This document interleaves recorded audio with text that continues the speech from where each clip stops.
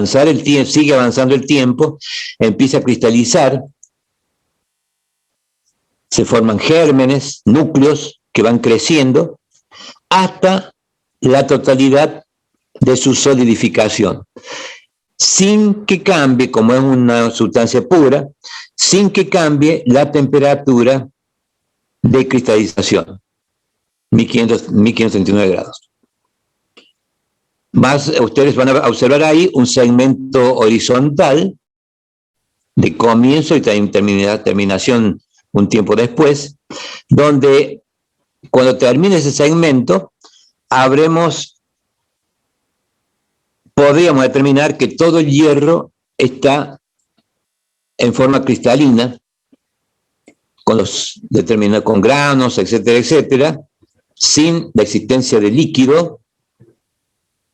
Y si pudiésemos investigarlo en el microscopio, vamos a observar que la forma de cristalización que tiene ese hierro a esa temperatura nos da un hierro BCC, o sea, cúbico centrada en el cuerpo. Ese hierro que hemos logrado suele ser reconocido también como hierro delta. Y allí en el esquema hay digamos, un pequeño dibujo en el cual estamos viendo las medidas, digamos, las medidas de la celda unitaria, que difiere un poquitito de el cubo. Fíjense que uno es 2.93 Armstrong, otro 2.93 y 2.93, o puede ser 2.92, depende, pero generalmente es cúbico, se considera cúbico. Una vez que se llegó a completar la cristalización, lógicamente extrayendo en forma constante calor, y continuamos extrayéndole calor, el hierro, una vez que se convirtió totalmente a cristalino, empieza a descender su temperatura con extracción consecutiva de calor y sigue en su faz descendente la curva. Ese enfriamiento del hierro BCC transcurre sin ninguna modificación en su estructura cristalográfica, hasta llegar a la temperatura de 1401 grados, 1400 grados, en la cual nuestro experimento nos puede llegar a decir que cambia bruscamente la pendiente, la curva nuevamente se vuelve cero por un lapso de tiempo determinado. Ese cambio de pendiente de la curva de enfriamiento nos está diciendo que el hierro en ese punto, a esa temperatura, a temperatura constante, cambia en estado sólido, lógicamente, se empiezan a mover sus átomos adentro de la estructura, cambia de una estructura BCC a una estructura FCC. FCC es cúbica centrada en las caras. Al cambiar la estructura cristalográfica, ya notamos en presencia del hierro delta, como inicialmente lo decíamos. Ese nuevo hierro de estructura cristalográfica FCC se denomina hierro gamma.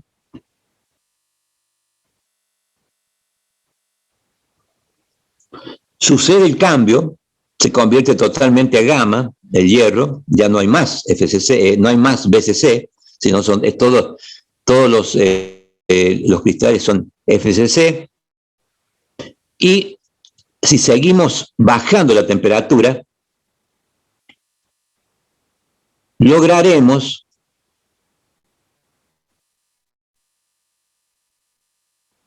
que la masa sólida, vaya disminuyendo su temperatura por consiguiente.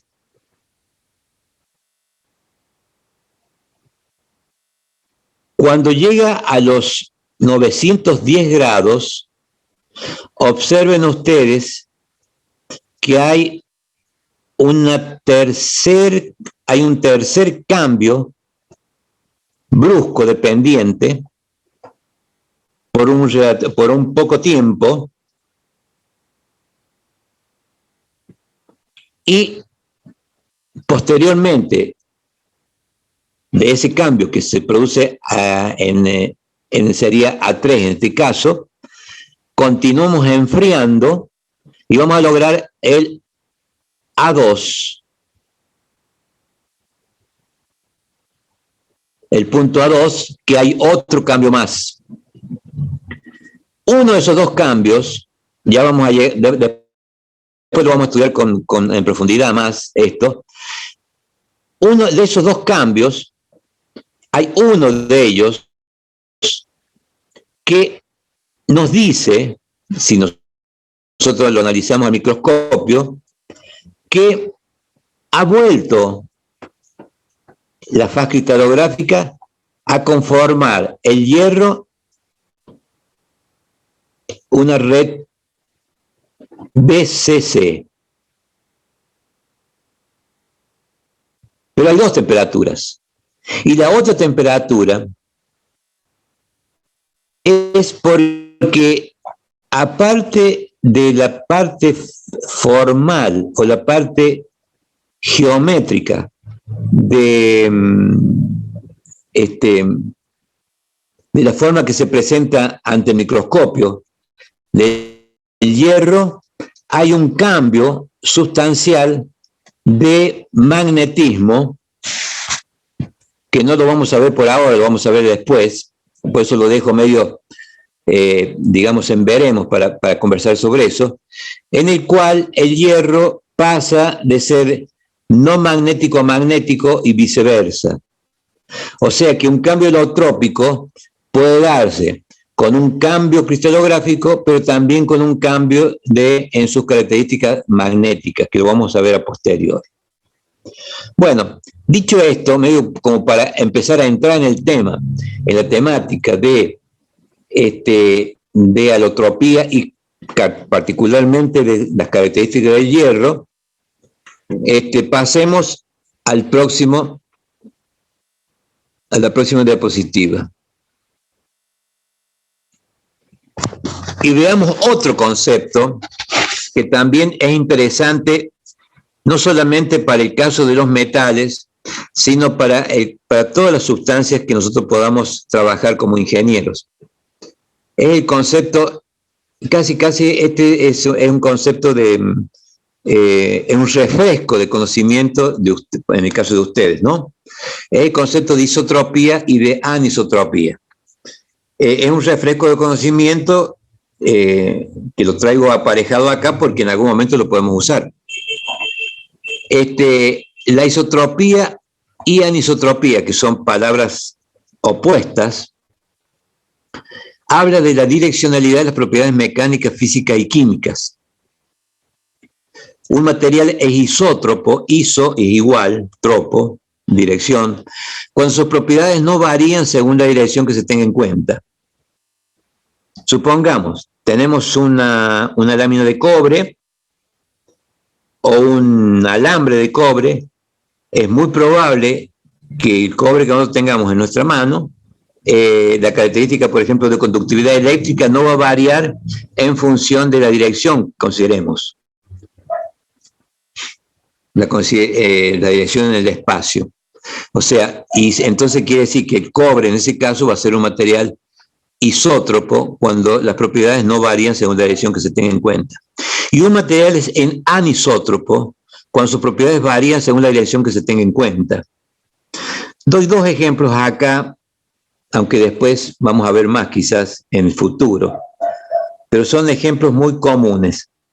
Por ejemplo, si ustedes tienen una hoja de papel, suele suceder que cuando ustedes quieren rasgar el papel, la hoja de papel, la hoja le oponga más resistencia cuando la quieren rasgar de una dirección, en una dirección que otra. O sea, tiene diferente resistencia al rasgado. No son todas las hojas así, las hojas de papel, pero hay muchas de ellas que son así. Esa direccionalidad de esa propiedad de ser rasgado de la hoja de papel nos dice que ese papel, respecto a esa propiedad específica, es anisótropo. Doy otro ejemplo. También, digamos que todos quizás lo hayamos podido detectar. Si yo tengo una rama de un árbol, es más fácil desgarrar en el sentido longitudinal de la rama, o sea, romperlo en pedazos, que cortarlo transversalmente. Me recuerdo yo allí en La Rioja, cuando llueve, o cuando hay una tormenta muy grande, hay en determinados lugares en La Rioja que hay eucaliptus, y siempre dicen las personas que el eucalipto es falso, o sea que se rasga con facilidad con el viento, o sea que se rompe longitudinalmente las ramas y caen al suelo. Esa propiedad de la madera, el eucaliptus, nos habla de que también esa madera es una madera anisótropa, o sea que la propiedad del rasgado cambia en función de la dirección.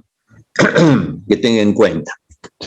Bien, posteriormente vamos a volver ya quizás con elementos mucho más adecuados a este curso, en el cual vamos a ver que hay isotropía o anisotropía en diferentes metales o sustancias. Pero ya vale la pena que en este momento ya empecemos a tener idea o digamos traerlo a nuestra mente cuál es el concepto de isotropía y de anisotropía. Bien,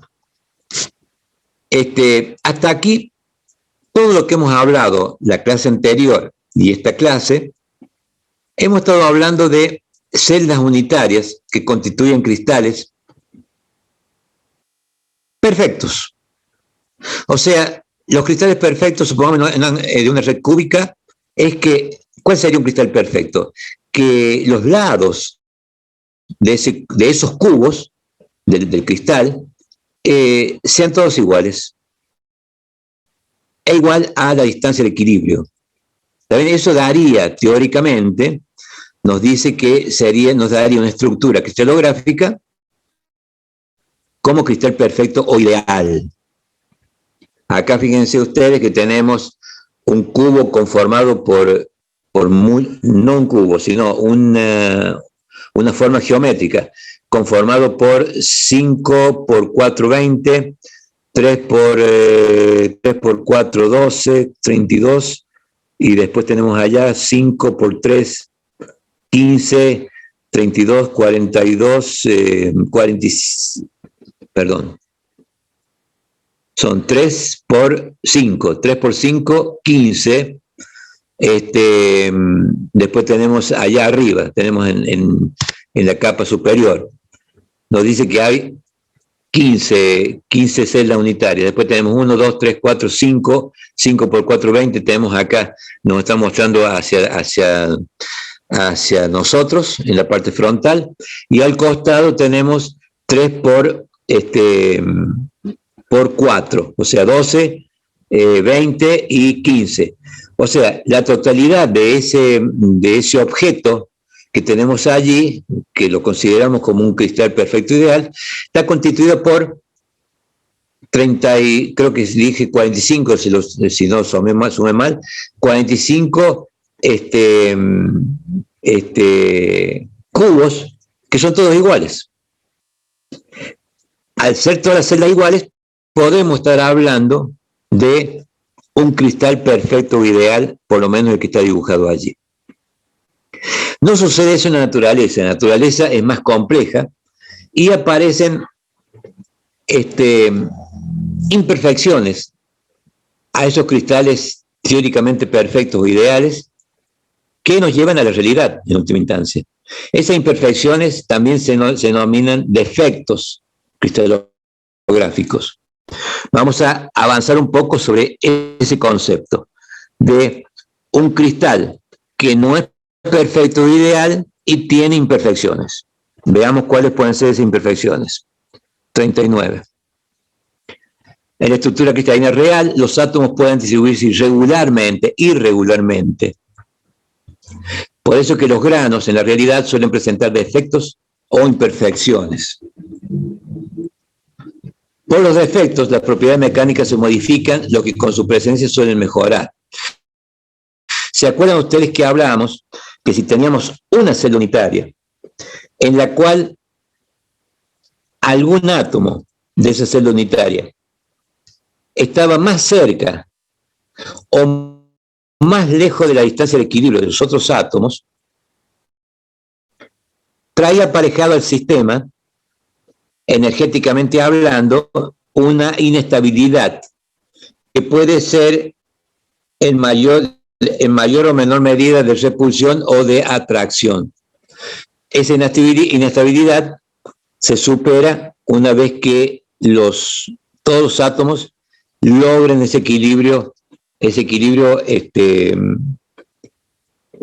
primario en el cual están separados entre sí por la distancia de equilibrio. Generalmente esa distancia de equilibrio, esos puntos de distancia de equilibrio dentro de la celda unitaria, los átomos o los iones metálicos, porque después tenemos la nube electrónica rondando por encima, generalmente están vibrando alrededor de un punto fijo que sería el punto matemático que nosotros podríamos considerar para determinar el R sub 0 de que vimos anteriormente.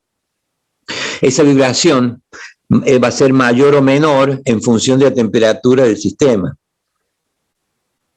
Mientras menos temperatura del sistema tengamos, la vibración va a ser menor. Mientras que si nosotros aumentamos la temperatura del sistema, la vibración va a aumentar, va a ir aumentando, y puede llegar un momento en que, aumentando mucho la temperatura, la vibración sea tan violenta, alrededor de un punto, que se logre que ese átomo que está vibrando se escape de la estructura muy rígida que tiene de celda unitaria. En ese momento que hay escapes de átomos de celdas unitarias por influencia de temperatura mayor, es cuando empezamos a tener presencia de cambio de estado, de sólido a líquido. ¿Ok? Bien. Ahora, por los defectos, vuelvo acá al slide, las propiedades mecánicas se modifican, las que con su presencia suelen mejorar. Generalmente, las propiedades útiles para ingeniería suelen modificarse cuando aparecen por la existencia de defectos en mayor o menor medida. Y generalmente esa modificación suele ir en positivo, o sea, suele a veces beneficiar al uso final de los objetos que nosotros trabajamos. En la presencia de defectos. Entonces el ingeniero, manejando defectos, puede lograr materiales metálicos más resistentes y otros materiales de importancia práctica.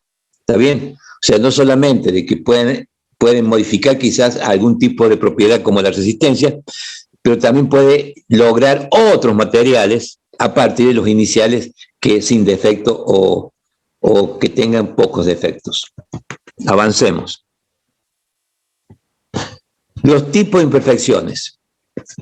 Existen 3 tipos básicos de imperfecciones de red para ser reconocidos.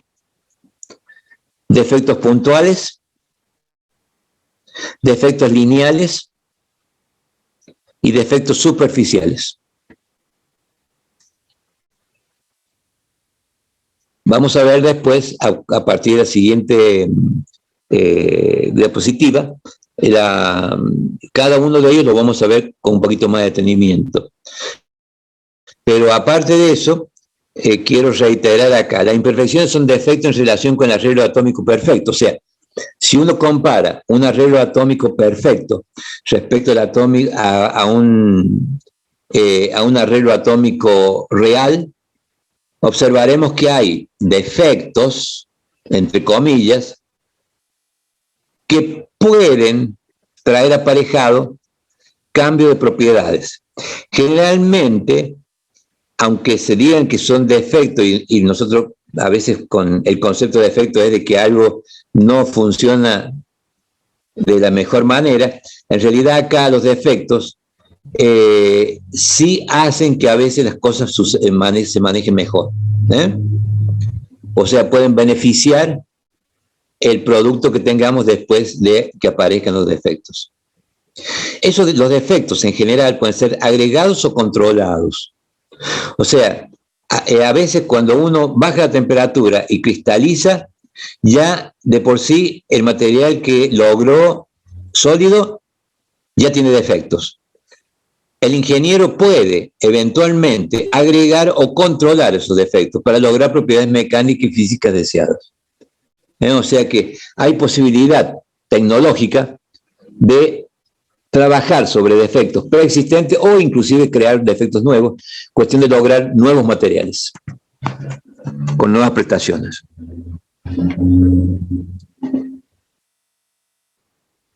Vayamos acá a la 41, fíjense ustedes que hay un dibujo en el cual aparecen átomos en forma cristalina,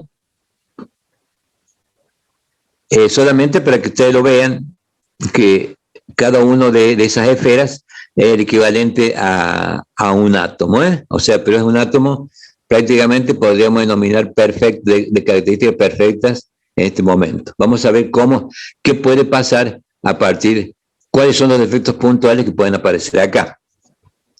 Vayamos al 42. Defectos puntuales, primer defecto puntual, que hay varios, son las vacancias. Las vacancias, volvamos al anterior, supongamos una de estas esferas, cualesquiera que ustedes tomen. Nosotros la llegamos a sacar a esa esfera, después de algún procedimiento, una de esas esferas. El conjunto de las otras esferas sufrirá en cierta forma porque le falta una hermana. Esa hermana vacante es lo que produce en el sistema la vacancia. Vayamos al 42 de vuelta. Discontinuidad de la red que involucran uno o algunos átomos, porque son defectos puntuales. Es un átomo o dos átomos que desaparecen o se mueven en última instancia. Estas imperfecciones se generan por el movimiento de los átomos al ganar energía por calentamiento, al procesar el material o por la introducción de impurezas en forma accidental o intencional. Defectos puntuales, veamos vacancias. Vacancias, hay otro tipo de defectos puntuales, pero veamos vacancias como veníamos viendo. Se produce la vacancia cuando falta un átomo en la estructura cristalina ideal. Como dije hace un momento, cuando vimos el dibujo, sacamos un átomo, sale por alguna causa, sale del sistema. La estructura cristalina ideal se transforma en real con una vacancia, o sea, con un faltante de un átomo. Generalmente a temperatura ambiente, cuando uno cristaliza, aparecen y lleva, lleva el objeto que ha logrado por el cambio de estado, lo lleva a temperatura ambiente, aparecen muy pocas vacancias. O sea, generalmente a temperatura ambiente hay pocos lugares que faltan dentro de una estructura cristalográfica real, que falten átomos. En cambio, se puede verificar que a altas temperaturas, y debido a ese movimiento increyendo de vibración de cada uno de los átomos o iones, las vacancias aumentan de manera exponencial. Se empiezan a mover más, cada vez más, mientras más alta sea la temperatura, y pueden aparecer vacancias en otros lugares donde no existían antes, porque están moviendo los átomos por difusión, que sería el fenómeno de movimiento en difusión sólida. Sigamos.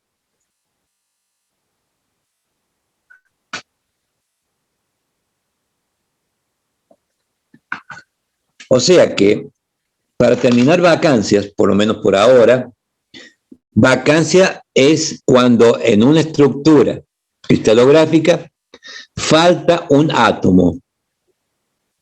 Y es un defecto puntual. Otro defecto puntual es debido a los átomos intersticiales. Átomos intersticiales se refiere, digamos, está relacionado con la palabra intersticio, que es, el intersticio es un hueco. Entonces, los átomos intersticiales son átomos adicionales que aparecen en una estructura cristalina en sitios normalmente desocupados inicialmente. Generalmente son átomos pequeños que pueden introducirse en el intersticio dentro de una red de átomos de mayor diámetro. Imagínense ustedes átomos, un sistema constituido de átomos de hierro. Entre esfera y esfera van a quedar lugares vacíos. Si en ese lugar vacío nosotros introducimos un átomo de menor tamaño que el átomo de hierro, vamos a lograr que ese átomo, si es incorporado a la red cristalográfica, va a ser considerado un átomo intersticial porque se habrá metido en alguno de los intersticios. Como son átomos pequeños, aunque son pequeños, son en general esos átomos pequeños mayores que los sitios donde se aloja. O sea que producen, cuando se meten en el sitio, una distorsión de red en ese sector. Esa distorsión de red puede ser traducida a un cambio de propiedades del sistema, generalmente en dirección a un aumento de resistencia. Algunos de los átomos pequeños que pueden ser utilizados, o digamos, de hecho, trabajan como átomos intersticiales dentro de una red constituida mayoritariamente por hierro, el hidrógeno y el carbono. Son ejemplos de átomos intersticiales que tienen, si ustedes van a la tabla periódica, van a observar y comparan con, por ejemplo, el diámetro del hierro, el diámetro atómico del hierro, van a observar que son muy pequeños el hidrógeno y el carbono respecto al hierro. Entonces pueden llegar a ser que, supongamos, un carbono se meta dentro de unos intersticios para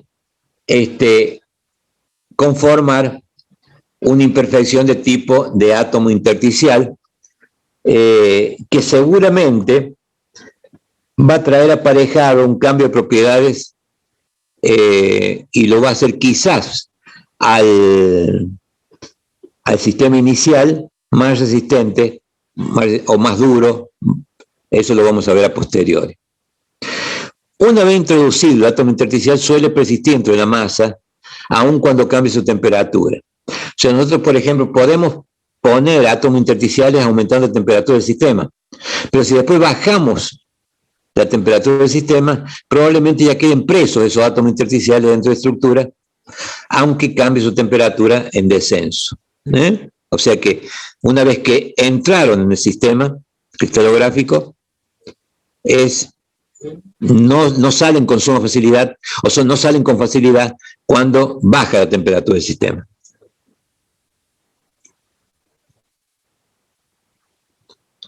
Otro tipo de defectos puntuales. Hemos visto dos, hemos visto vacancia y hemos visto intersticiales. Hay otro defecto puntual, son los átomos sustitucionales. La palabra sustitucional viene de sustitución, o sea, de cambio en última instancia, sustitución de algo por otra cosa. Un átomo en red cristalina es sustituido por otro diferente. Supongamos un sistema constituido todo por átomos de hierro o de un metal A. Si a uno de esos átomos nosotros lo logramos extraer de ese sistema y poner un átomo de diferente medida, un poquito más grande o un poquito más chico que los átomos A, vamos a lograr un átomo, un defecto puntual que se llama sustitucional. El átomo que sustituye, o sea que el que se introduce nuevo, tiene un diámetro algo diferente al de los átomos originales de la red. Evidentemente, si yo tengo todo hierro, no voy a trabajar tratando de meter otro átomo de hierro, porque evidentemente los diámetros son iguales. Tendría que ser de otro metal que sea un poco menor o un poco mayor que el átomo de hierro. El diámetro mayor o menor produce distorsión en la red también, lo que crea tensión adicional en el sistema. Una vez introducido el defecto, el número de defectos se mantiene sin variación con el cambio de temperatura. Generalmente todos estos cambios son favorecidos por una temperatura elevada. En ambos casos, defecto intersticial y defecto puntual, el cambio de temperatura no, una baja de temperatura no equivale a lograr que desaparezca el defecto en sí, o sea, que el átomo sustitucional se vaya o que el átomo intersticial se vaya también. Bien, ya vamos a volver sobre el tema con algunos ejemplos. Otros defectos puntuales. Hay un defecto puntual que se denomina por el descubridor, que es el defecto de Frenkel.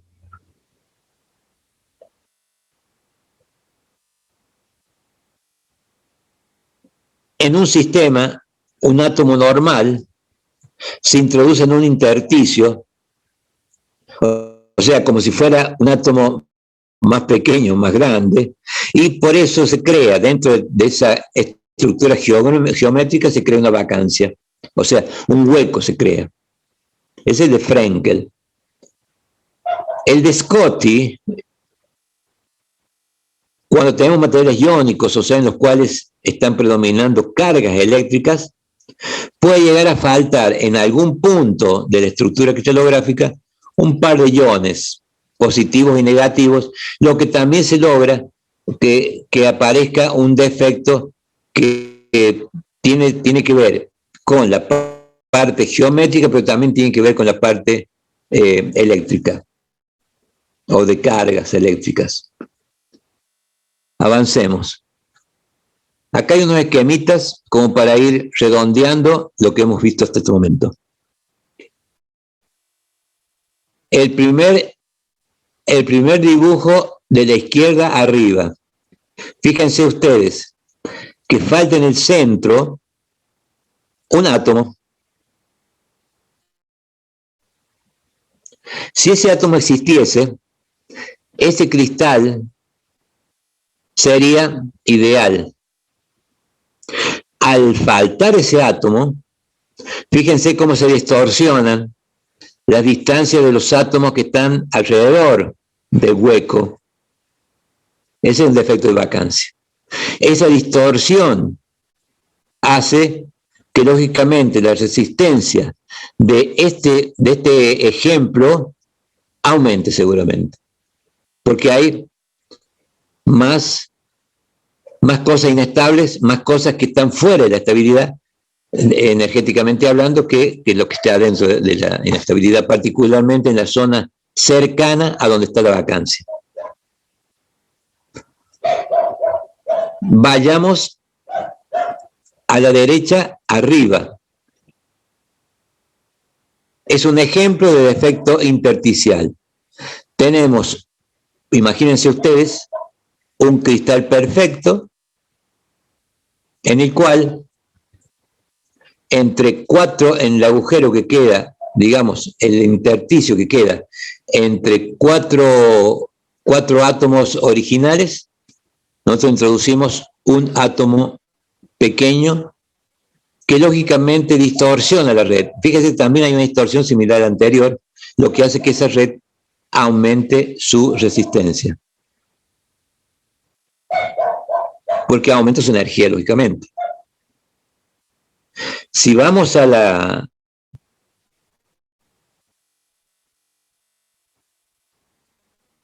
izquierda abajo,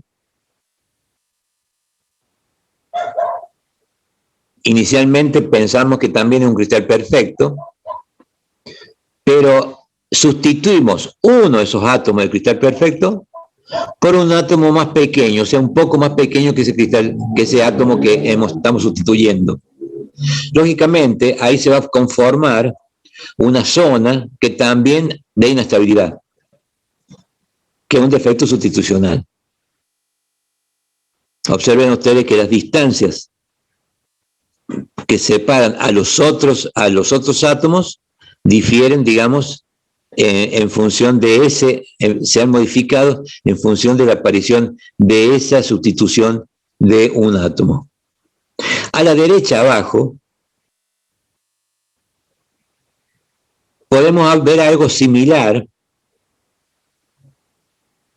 pero en vez de ser un átomo más pequeño que el conjunto de los otros átomos, es un átomo un poco más grande.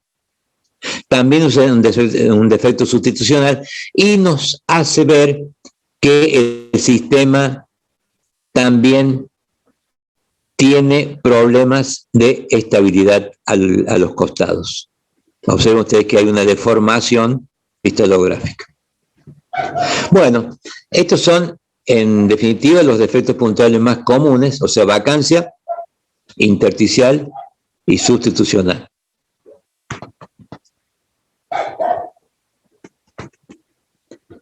Acá, en la 46, fíjense ustedes a la derecha arriba, hay una faltante de un átomo. Estaríamos en presencia de Frenkel, mientras que acá abajo, a la izquierda abajo, nosotros tenemos acá átomos, hay una dupla de átomos, esos celestes, digamos, muy claritos, lo que hace que también acá haya una especie de vacancia, pero con una sobrecarga en algunos puntos negativos o positivos, depende cómo sea el defecto. ¿Está bien? O sea, son dos tipos de defectos más que suelen aparecer en las estructuras reales. Frenkel y Schottky.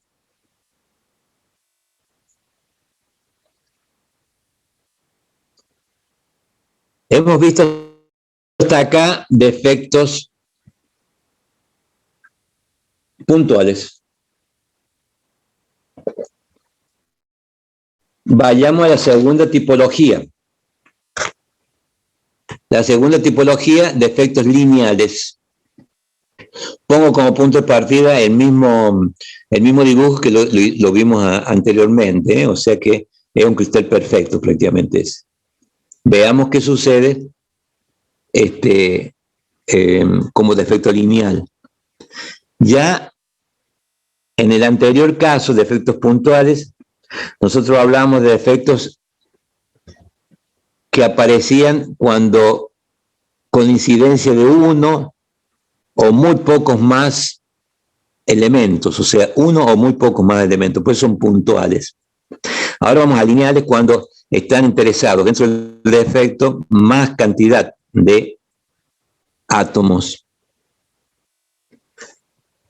También suelen llamarse las dislocaciones, los defectos lineales como dislocaciones. Generalmente cuando hablemos a partir de hoy de un defecto lineal, generalmente vamos a decir una dislocación. Ustedes deben entender que es un defecto lineal. Generalmente, leo, se introducen estos defectos lineales o dislocaciones en la red durante el proceso de solidificación del material o cuando se deforma el material. Las dislocaciones son de utilidad para explicar la deformación y el endurecimiento de los metales. Ya vamos a ver por qué. Podemos identificar dos tipos de dislocaciones, digamos las más importantes, que son las que vamos a ver. La dislocación de borde y la dislocación de tornillo o dislocación helicoidal. Veamos la dislocación de borde. Dislocación de borde. Una dislocación de borde se crea en un cristal por la intersección de un semiplano extra de átomos. En la cristalización puede suceder, veamos el dibujo de la izquierda, puede suceder que los átomos se empiezan a ubicar uno al lado de otro para formar un cristal perfecto y haya carencia de átomos para formar el cristal perfecto y se crea lo que ustedes están viendo acá a la izquierda, que uno de los planos constituido por muchos átomos desaparece en un punto, con lo cual todas las cercanías de ese punto de desaparición se ve influenciado en las medidas de equilibrio teóricas que tendría que tener el cristal perfecto. Si realmente todos tuvieran los mismos planos, si no existiese una carencia de un plano o de un pedazo de plano, seguramente nosotros tendríamos ahí un cristal perfecto. Pero no, al tener carencia en algún punto, ahí aparece una zona donde dice dislocación de borde, donde los átomos no están guardando la distancia R sub 0 de equilibrio, y por lo tanto hay fuerza de atracción y fuerza de repulsión que están haciendo que ese material energéticamente sea inestable, y por lo tanto puede aumentar quizás su resistencia, sus propiedades de resistencia. Vuelvo a leer, una dislocación de borde se crea en un cristal por la intersección de un semiplano extra de átomos. Fíjense ustedes a la derecha, en el mismo dibujo, es el mismo esquema, ubiquen ustedes la línea de dislocación que va hacia adentro del dibujo. O sea, arriba lo tenemos, que sería 1, 2, 3, el cuarto plano en vertical. Tenemos ahí 4. El plano existe. Ahora, cuando empecemos a descender por ese dibujo, vamos a llegar a un momento en el que el plano va a desaparecer.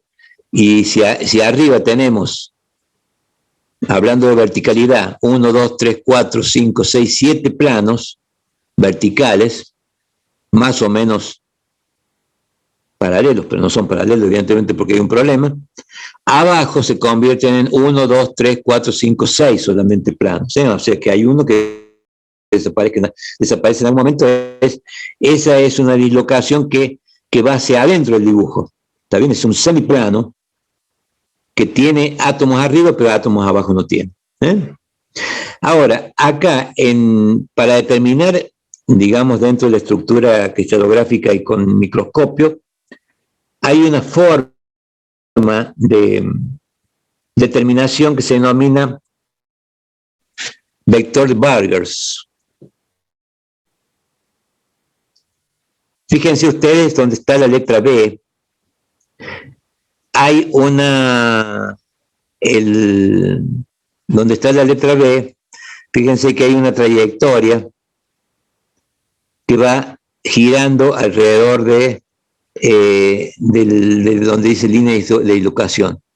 Supongamos que estamos cerca de la letra B, pero en el vértice sería el vértice que está abajo a la izquierda de esa cara donde está B, y empezamos a avanzar, empezamos a caminar por la línea donde está la flecha. Vamos a pasar primero una distancia de equilibrio, otra distancia de equilibrio, o sea, otro más, 4, 5. Habremos recorrido en horizontal, habremos recorrido 5 lados de las celdas unitarias que están allí. Si allí torcemos nuestra dirección y empezamos a descender, vamos a hacer 1, 2, 3 siguiendo la flecha, y vamos a llegar a un punto acá abajo, a la derecha y a la derecha y abajo, donde nuevamente cambiamos de dirección, caminamos hacia la izquierda, 1, 2, 3, 4, y de ahí volvemos al punto de partida 3 más. Fíjense ustedes que si ese recorrido lo hemos venido contabilizando, habremos hecho 5 lados arriba, 3 lados hacia abajo, en descendente, 4 lados hacia la izquierda acá abajo y 3 lados hacia arriba.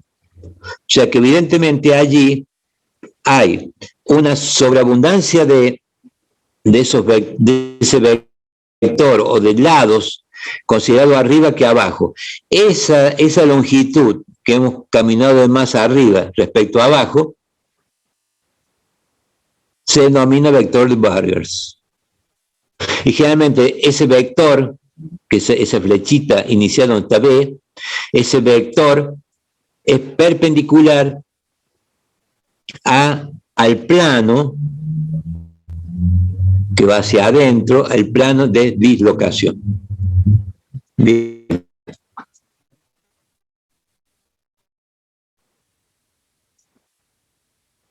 Dejo que lo vean bien y sigamos.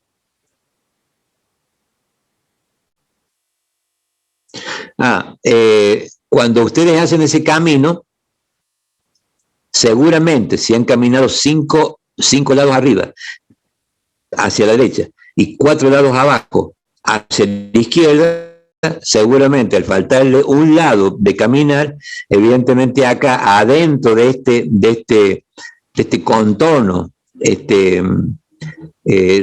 rectangular o similar o trapezoidal, evidentemente ahí hay un punto en el cual tenemos allí un defecto que es una dislocación de borde.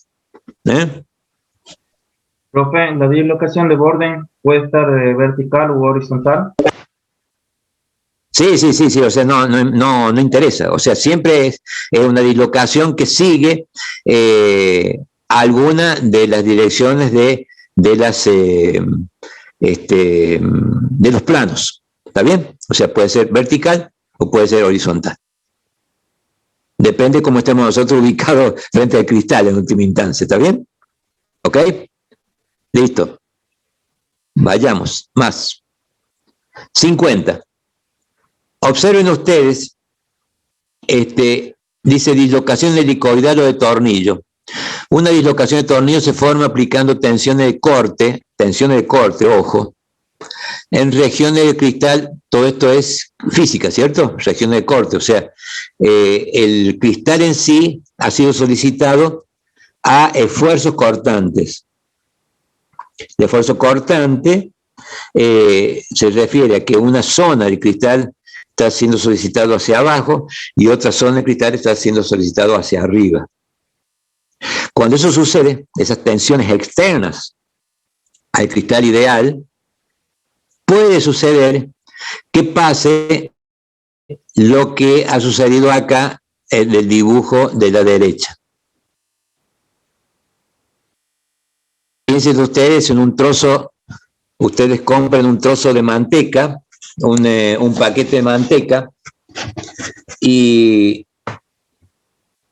le hacen un proceso de solicitación al corte van a tener un trozo de manteca que va a descender y otro que va a ascender,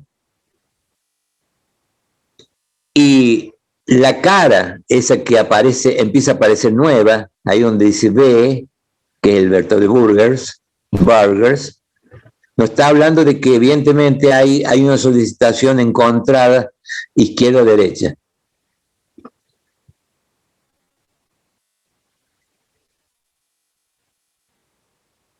Para, en el caso que haya que analizarlo en el microscopio, también les puedo decir de que se puede trabajar igual que en el caso anterior, de empezar a viajar con el vector de Burgers, y siendo por esa línea, por la línea correspondiente a ese plano, y van a observar que cuando lleguen al final van a tener una discrepancia en la parte de arriba y la parte de abajo, de por lo menos 1.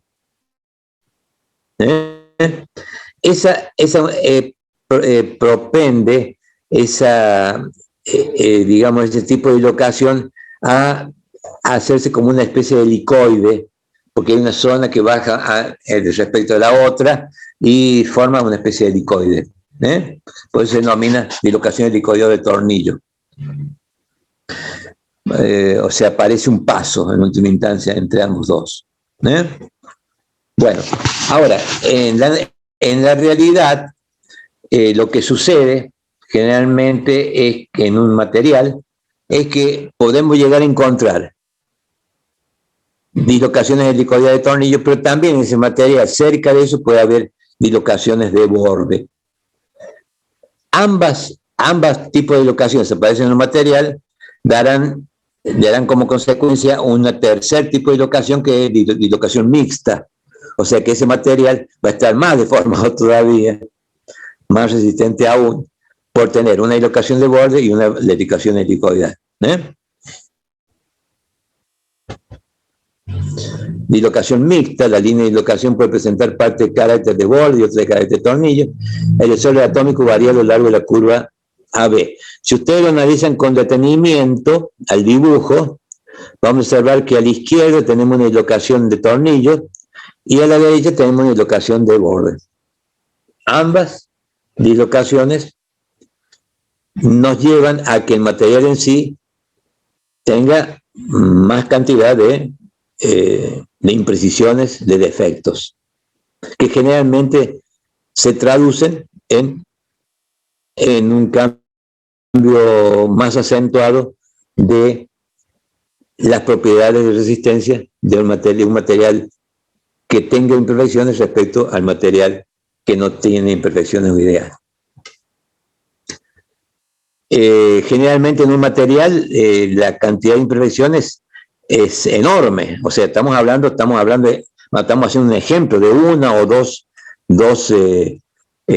dislocaciones en un cubito, en un cristal, pero en realidad en esos cristales generalmente hay muchas más dislocaciones en la realidad.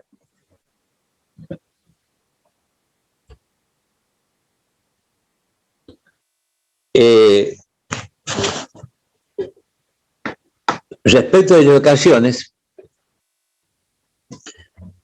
podemos decir que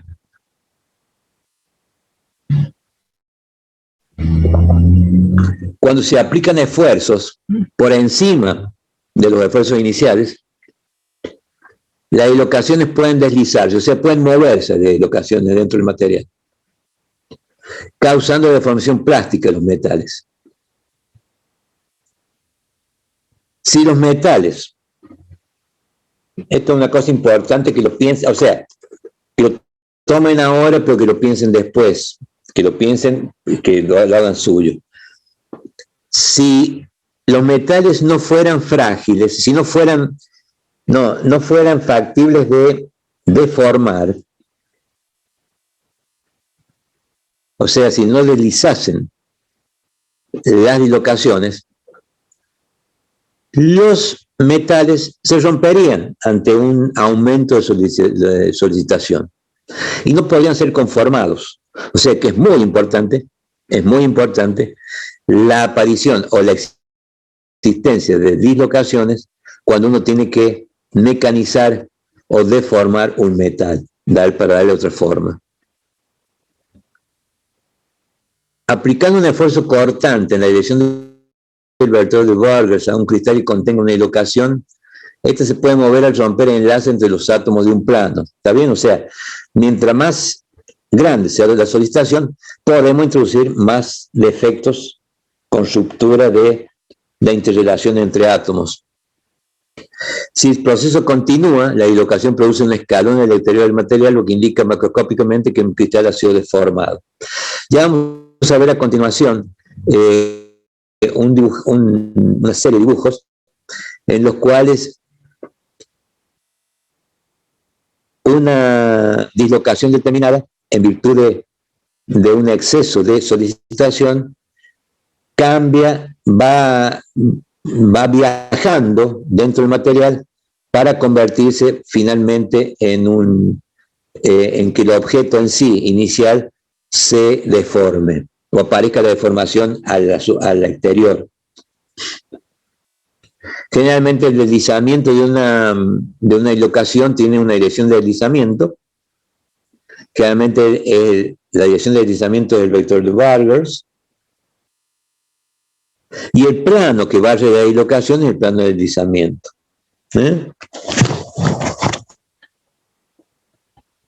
Fíjense acá ustedes en la 53. Ahí tenemos una dislocación de borde a la izquierda, siempre y cuando veamos el dibujo de la izquierda. Tenemos una dislocación arriba, una dislocación de borde.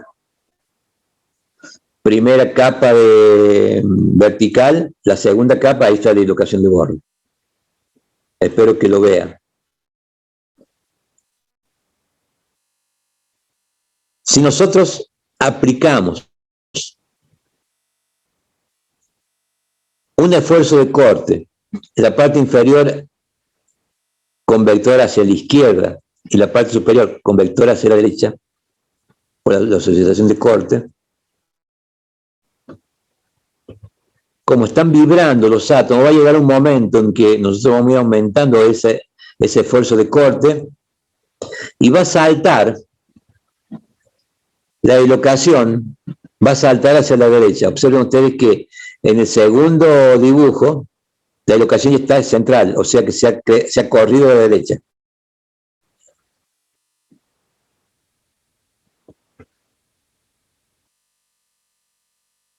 Me imagino que lo están viendo.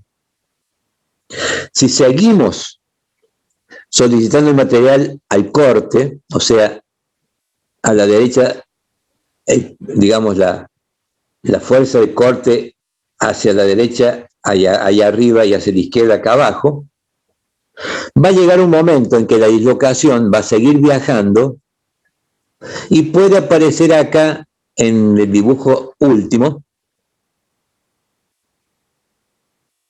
a la derecha del dibujo, la dislocación. Fíjense ustedes que si comparan, esto lo consideran un objeto tridimensional respecto al objeto inicial, donde la dislocación estaba adentro. El objeto de la derecha presenta macroscópicamente, o sea, a nuestra vista, una deformación. ¿Qué es lo que sucede con los metales? Cuando uno deforma un material, pasa eso. O sea, cuando uno ve la deformación afuera del material, en un costado en este caso, evidentemente es porque ha habido un viaje por efectos de la aplicación de solicitaciones, un viaje de dislocaciones. La dislocación ha viajado de una parte izquierda interna a salir,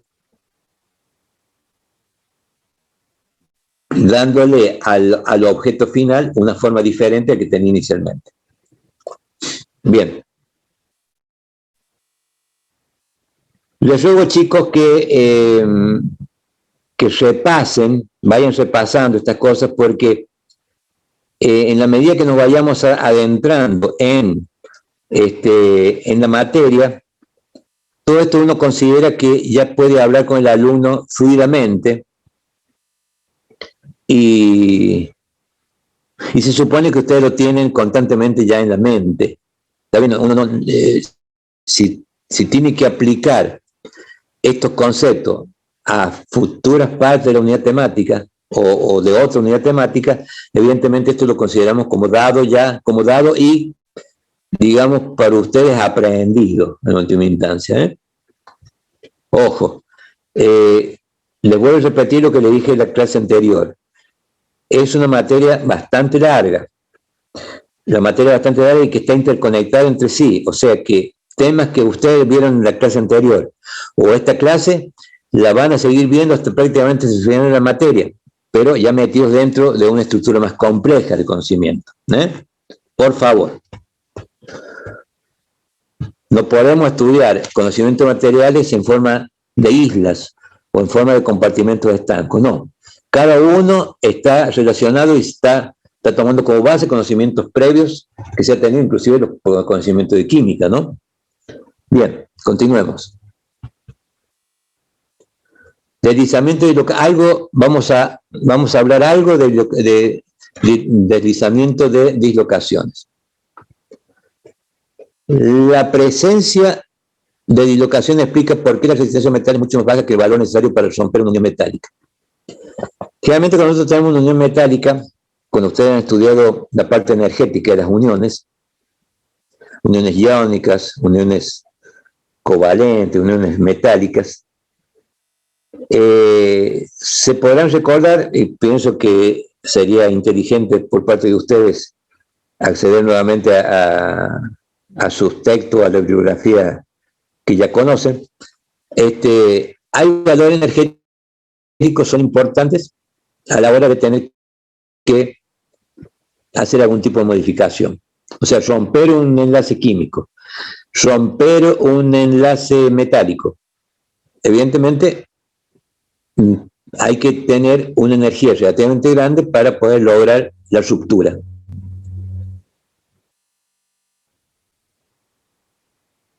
El hecho de que los metales presenten estos defectos de deslizamiento hace que no sería necesario de llegar a rupturas de tipo químico para producir una deformación de un metal. Leo de vuelta, la presencia de dislocación explica por qué la resistencia de los metales es mucho más baja que el valor necesario para romper una unión metálica, ¿está bien? O sea que si nosotros no tuviésemos la posibilidad de deformar el metal por deslizamiento, nosotros para deformar un metal o romperlo, tendríamos que romper enlaces químicos. El hecho de existir dislocaciones en los metales hace que la deformación de un objeto sea logrado con la aplicación de una menor carga energética, en última instancia. En los metales se encuentran enormes cantidades de dislocaciones. Fíjense ustedes acá en rojo, dice la longitud total de dislocaciones por unidad de la longitud total de dislocaciones por unidad de volumen oscila entre un valor de 10 a la 6 centímetros por centímetro cúbico, el metal es sin deformar, y en más de 10 a la 12 centímetros por centímetro cúbico el metal es deformado. O sea, que mientras más se deforma el metal por solicitaciones externas, van apareciendo nuevos defectos, nuevas dislocaciones que lo van a hacer cada vez más resistente al material. De hecho, si nosotros tenemos una barra de metal y la deformamos, de diversas maneras puede ser deformada, ¿cierto? Por movimiento oscilatorio o por golpe con martillo o lo que fuere. El material que generalmente se logra, lógicamente antes que se rompa, ¿no?, va a ser mucho más resistente que el material inicial. Imagínense ustedes un trozo metálico, por ejemplo, de 10 centímetros por 10 centímetros por 10 centímetros, un cubo. Lo ponemos en el yunque y empezamos a martillar. ¿Qué va a pasar con eso? Al martillar lo vamos a deformar en última instancia porque vamos a ir deformando primero las capas externas del material, ya no van a tener celdas unitarias ideales, sino se van a deformar, van a tener más resistencia y cada vez más resistencia. Y el material que se logra aplastado va a ser más resistente que el material inicial del cual partimos. Es como un ejemplo. Continuemos. Ya hemos visto defectos puntuales y defectos superficiales.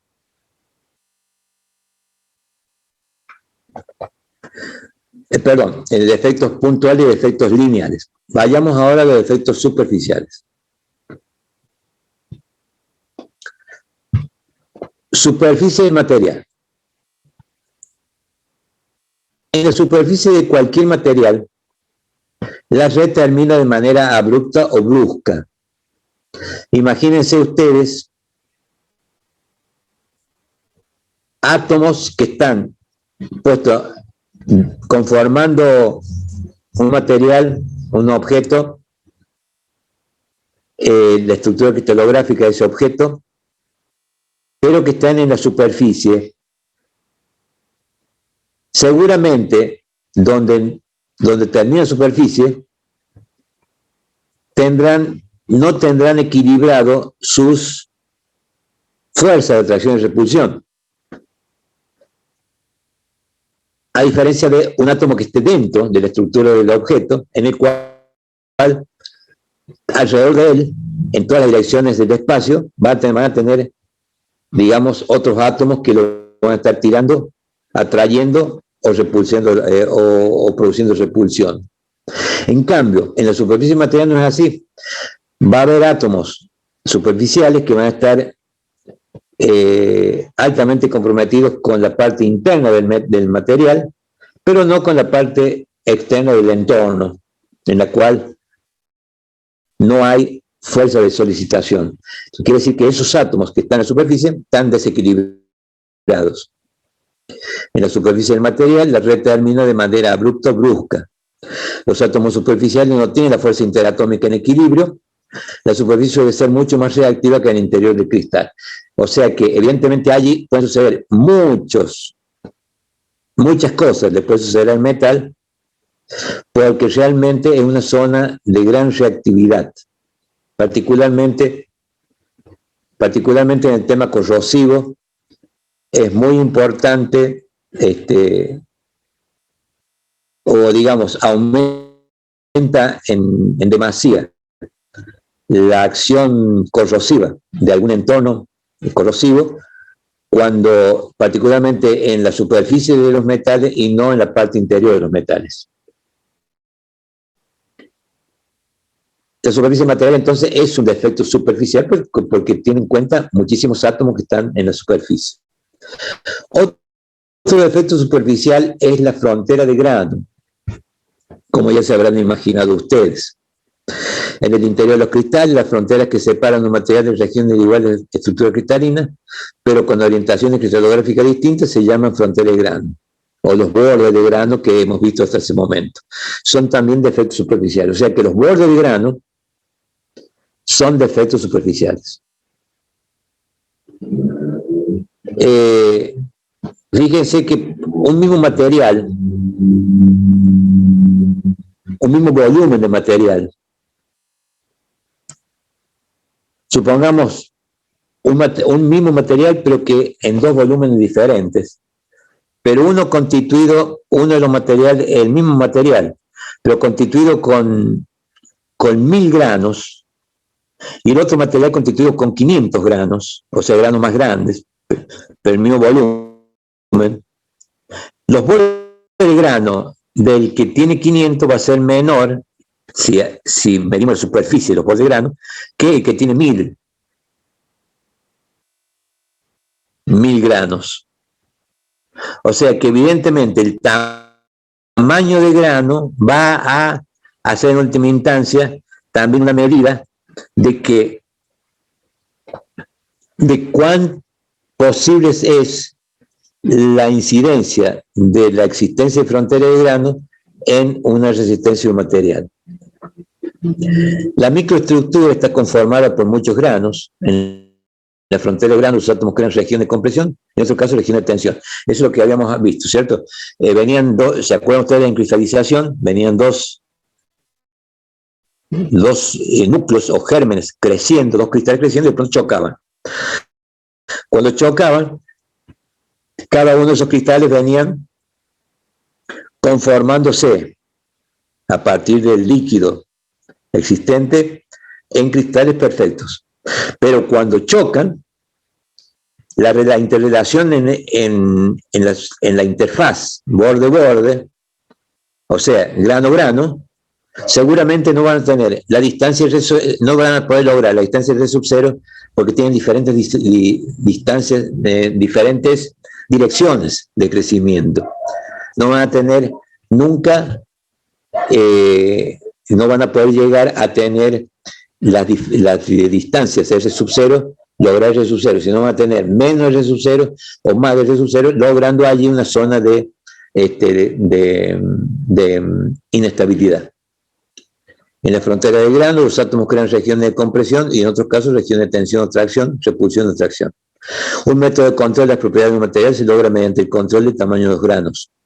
O sea que una posibilidad, como dije hace un momento, de un mismo material lograr que sea más o menos resistente es que nosotros logremos por alguna forma que cristalice con muchos granos, un mismo volumen, o que cristalice con pocos granos, el mismo volumen. Seguramente el que cristaliza con muchos granos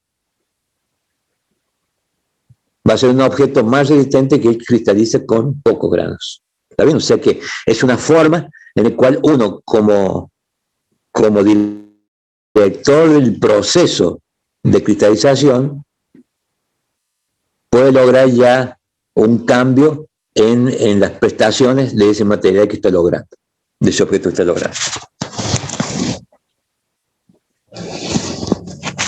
Bueno, esto ya lo han visto ya, ahí son esquemas, son recordatorios de borde de grano, ¿se recuerdan ustedes? Continuemos. Y finalmente vamos por el día de hoy, vamos a ver un último defecto superficial por hoy, que se llama macla.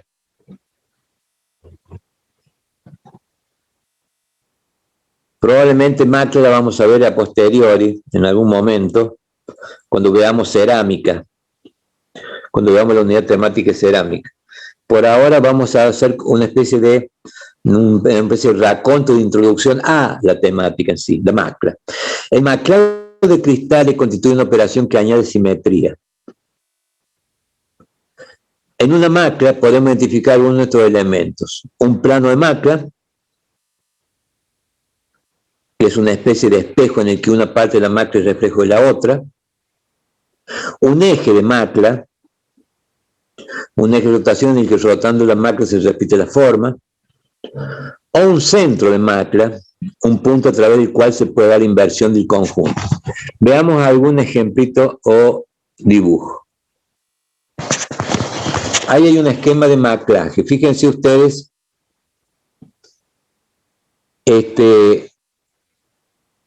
imagínense ustedes un metal que podríamos decir un metal ideal, un cristal ideal, pero que es solicitado por un esfuerzo cortante alrededor del plano de maclaje, ese que está al medio, en la izquierda. La parte de arriba se va a deformar aplastándose contra el plano de maclaje, y la parte de abajo se va a deformar, pero en forma, digamos, contraria, pero aplastándose en la parte de abajo del plano de maclaje. Fíjense ustedes a la derecha, ya el esfuerzo cortante ha tenido su su resultado. Y fíjense ustedes cómo la parte de arriba respecto a la parte de abajo, correlación distorsionada de ambos pedazos de plano. Eso, pero el plano de abajo corresponde al plano de arriba y viceversa, a nivel especular, en última instancia. Entonces, este esquema de maclaje es lo que suele suceder a veces en diferentes sustancias, particularmente en mineralogía, en minerales, en cerámico. Es muy de aparecer en las maclas, en la naturaleza. También lo vemos en los metales como estos. Continuemos. Veamos o leamos un poquito sobre el borde de macla. Un borde de macla es un plano que separa dos partes de un grano, que tiene una pequeña diferencia en la orientación cristalográfica, que es lo que vimos a la derecha en el dibujo de arriba. Estas partes de la red parecen formar una imagen especular en el plano del borde de macla. Las maclas se producen con una fuerza de corte, actuando a lo largo del borde de macla, hace que los átomos cambien de posición. Las maclas ocurren durante la deformación del tratamiento térmico de ciertos metales. Por eso que también existe mucho en la naturaleza, en la parte de rocas, porque evidentemente las rocas, particularmente las que son producto del vulcanismo, son deformadas, digamos, cuando las convierten en un estado pastoso, y cuando vuelven a solidificar aparecen las maclas. Los bordes de macla interfieren en el proceso de deslizamiento incrementando la resistencia material. Los bordes de macla interfieren con el proceso de deslizamiento incrementando la resistencia material. O sea, esa modificación de direccionalidad de los lados de las diferentes celdas unitarias traen aparejado seguramente una modificación en la resistencia material, porque se modifica el proceso de deslizamiento, se obstaculiza en última instancia el proceso de deslizamiento.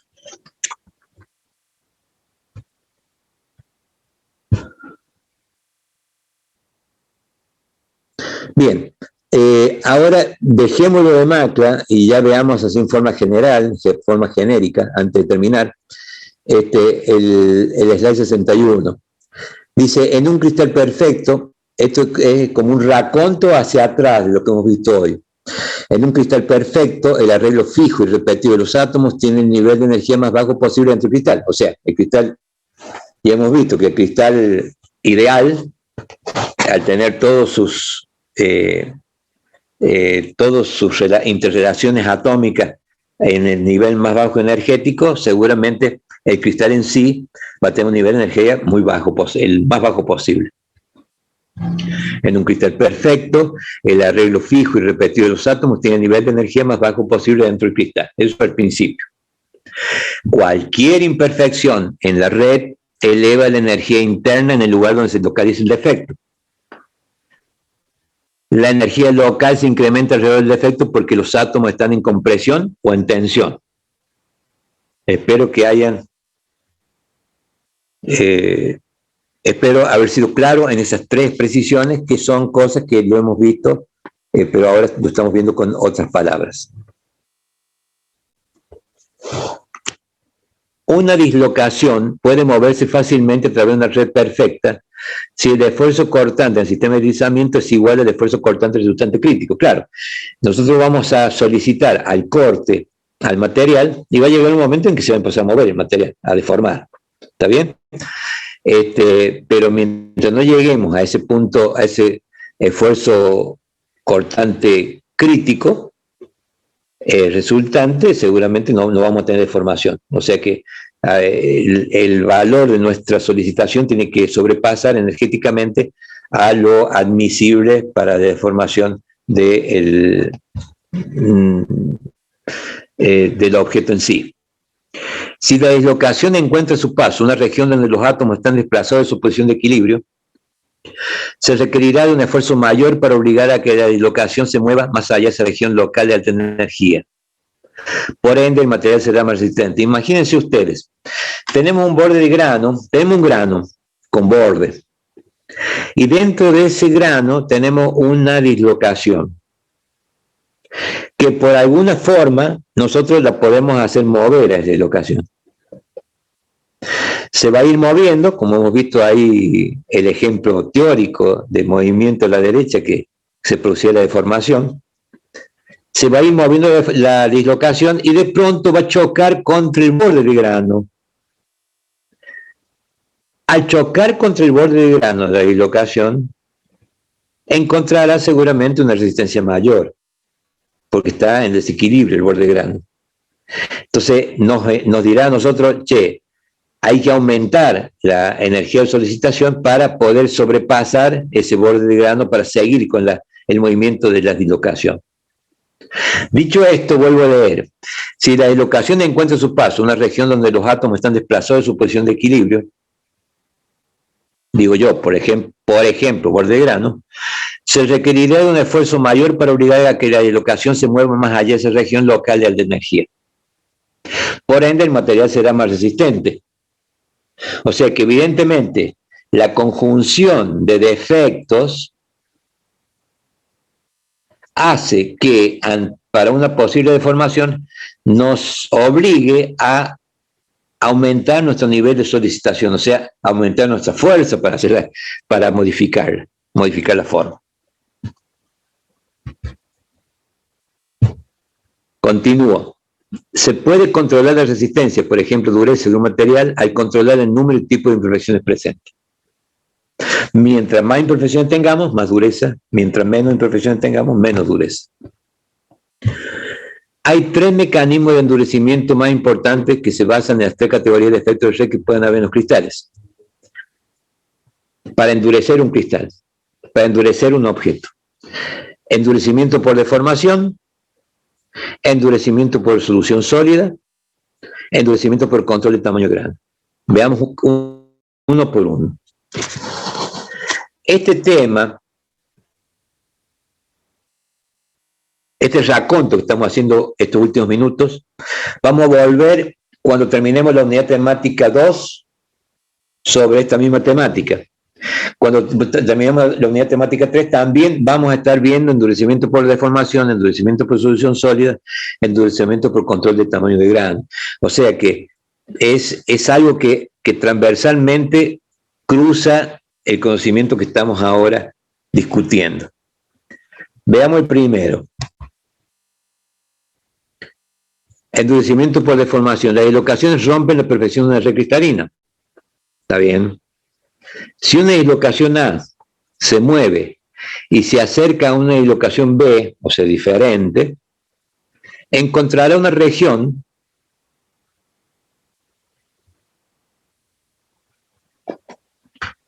donde los átomos no están correctamente organizados. Como dijimos hace un momento, se requerirá un esfuerzo mayor para mantener el movimiento de dislocación A, por lo que el metal será más resistente a deformarse. ¿Está bien? O sea, veníamos alegremente deformando y de pronto encontramos otra dislocación que choca contra la primera. Y eso hace que tenemos que aumentar nuestro esfuerzo para seguir deformando. Al aumentar nuestro esfuerzo decimos, che, este material es más resistente que antes. ¿Está bien? Al incrementar el número de dislocaciones se aumenta la resistencia material. En última instancia, como corolario. Endurecimiento por solución sólida. El segundo. Los defectos puntuales también alteran la perfección de la red cristalina. Habíamos hablado mucho de dislocación. Un defecto puntual es cuando le introducimos otro átomo dentro de una contextura de átomos, por ejemplo, de hierro, le introducimos, por ejemplo, el carbono. Los defectos puntuales también alteran la perfección de la red cristalina. Si una dislocación se mueve, puede encontrar una red alterada debido a un defecto puntual. Se requerirá un esfuerzo mayor para que el deslizamiento de dislocación continúe. Introduciendo intencionalmente átomos institucionales o intersticiales en solución sólida, generamos endurecimiento y por ende más resistencia. Traigo la acotación acá que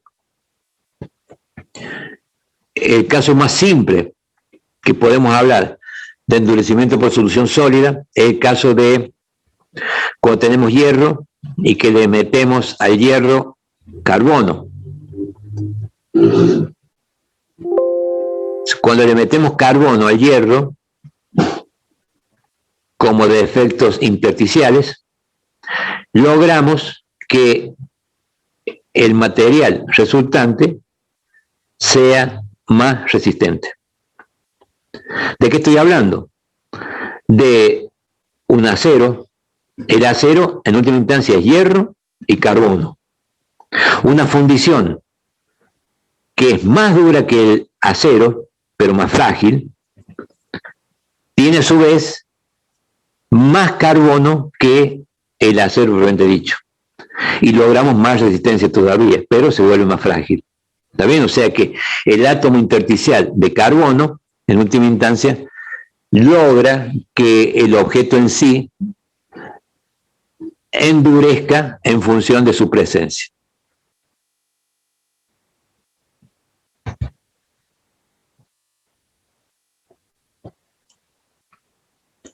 Endurecimiento por control de grano, de tamaño de grano. Las imperfecciones de superficie, como por ejemplo bordes de grano, también alteran la red. Si una dislocación se mueve hacia un borde de grano, quedará bloqueada por los átomos desorganizados que lo constituyen. Eso ya lo hemos visto. Al incrementar el número de granos o al reducir el tamaño de los mismos para un determinado objeto, se consigue endurecer el material y por consiguiente aumenta la resistencia del mismo. ¿Está bien? O sea, es lo que dijimos hace rato. Un objeto que tenga 500 granos en un determinado volumen y ese mismo objeto que tenga 1000 granos en ese mismo volumen, seguramente el de 1000 granos será más resistente porque tiene más borde de granos que el de 500. Bien. Este resumen de unidad temática 1 eso es un resumen nada más de temas que hemos tratado: propiedades de estructura, celdas unitarias y parámetros, red y sistema cristalino, cristalización, alotropía, isotropía, entropía, imperfecciones puntuales, imperfecciones lineales, imperfecciones superficiales. Con esto damos por terminado la unidad temática 1. La próxima clase, si Dios quiere, comenzamos con unidad temática 2 y al final de la unidad temática 2 vamos a ver un resumen similar a este. Ahora, es muy importante este resumen, que lo tengan en cuenta, porque son temas grandes: propiedad de estructura, celda unitaria y parámetros. Generalmente cuando tomamos examen nos vamos fijando de decir, bueno, a ver, ¿qué sabe de alotropía? ¿Qué sabe de imperfección puntual? ¿Qué sabe de red y sistema cristalino? Etcétera, etcétera. ¿Ok? Chicos, espero haber sido claro y les repito, cualquier cosa me preguntan después por mail o lo que fuera. Espero que pasen un buen fin de semana. Nos podemos